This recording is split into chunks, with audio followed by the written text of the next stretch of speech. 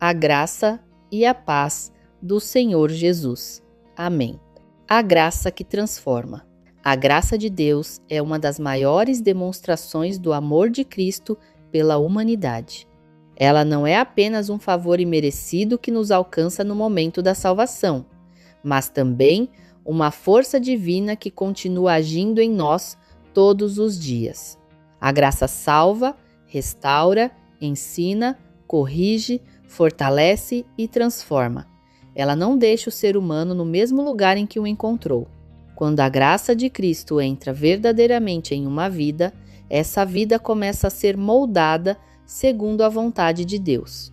Em Tito capítulo 2, versículos 11 e 12, a palavra declara: porque a graça de Deus se manifestou salvadora a todos os homens. Ela nos ensina a renunciar à impiedade e às paixões mundanas, e a viver de maneira sensata, justa e piedosa nesta era presente. Esse texto revela que a graça não é permissão para viver de qualquer maneira.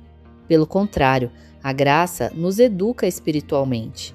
Ela nos ensina a abandonar aquilo que desagrada a Deus e a viver uma vida marcada por santidade, equilíbrio e piedade. Muitas pessoas pensam na graça apenas como perdão. De fato, a graça perdoa, mas ela também transforma. A graça não apenas apaga o passado, ela direciona o presente e prepara o futuro. Ela não apenas cobre pecados confessados, ela nos conduz a uma nova forma de viver. Quem foi alcançado pela graça não deve permanecer preso aos mesmos hábitos, às mesmas paixões, às mesmas práticas e aos mesmos caminhos de antes. A graça de Deus ensina. Ela nos mostra que a impiedade precisa ser renunciada. Impiedade é viver como se Deus não fosse Senhor. É tomar decisões ignorando sua palavra.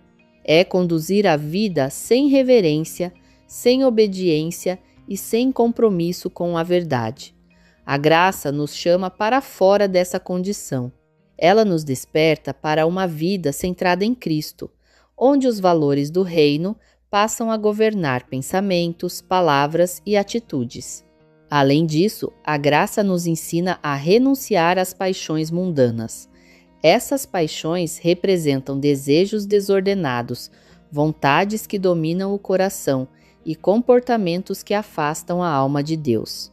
O mundo oferece muitos caminhos sedutores, mas nem todos conduzem à vida.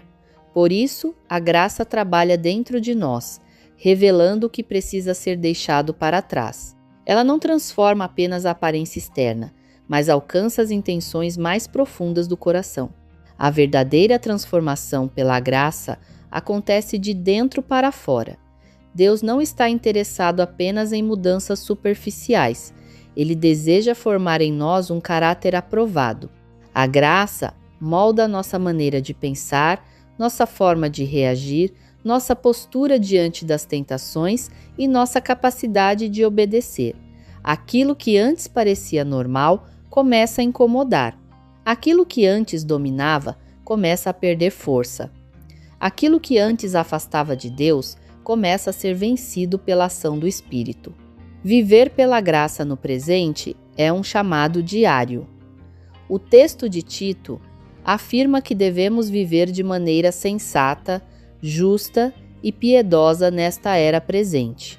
Isso significa que a vida cristã não é apenas uma esperança futura, mas uma responsabilidade atual.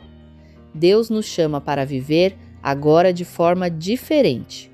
Sensatez fala de equilíbrio, domínio próprio e sabedoria nas decisões.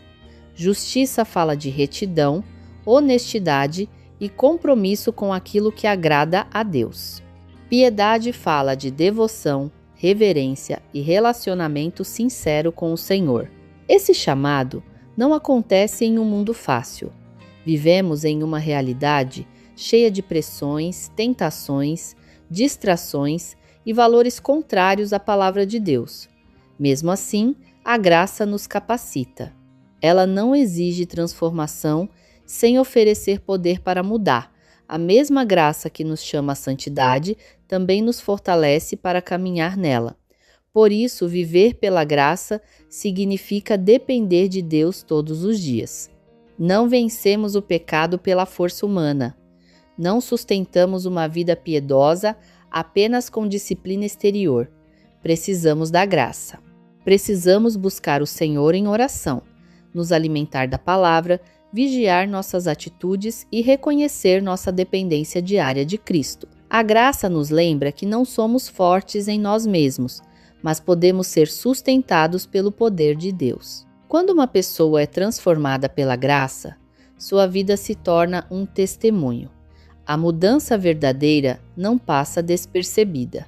O caráter começa a refletir Cristo. As palavras mudam. As escolhas mudam. As prioridades mudam. A forma de tratar as pessoas muda.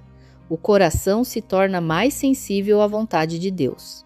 Essa transformação revela ao mundo que o Evangelho não é apenas uma mensagem bonita, mas poder real de Deus para salvar e renovar vidas.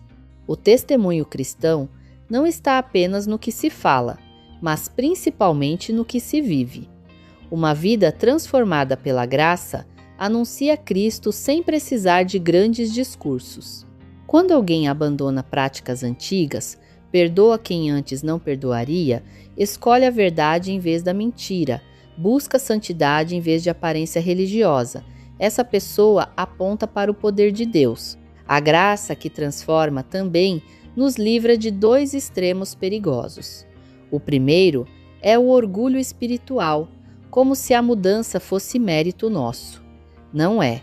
Toda transformação verdadeira vem da ação de Deus. O segundo é a acomodação, como se a graça fosse desculpa para permanecer no erro. Também não é.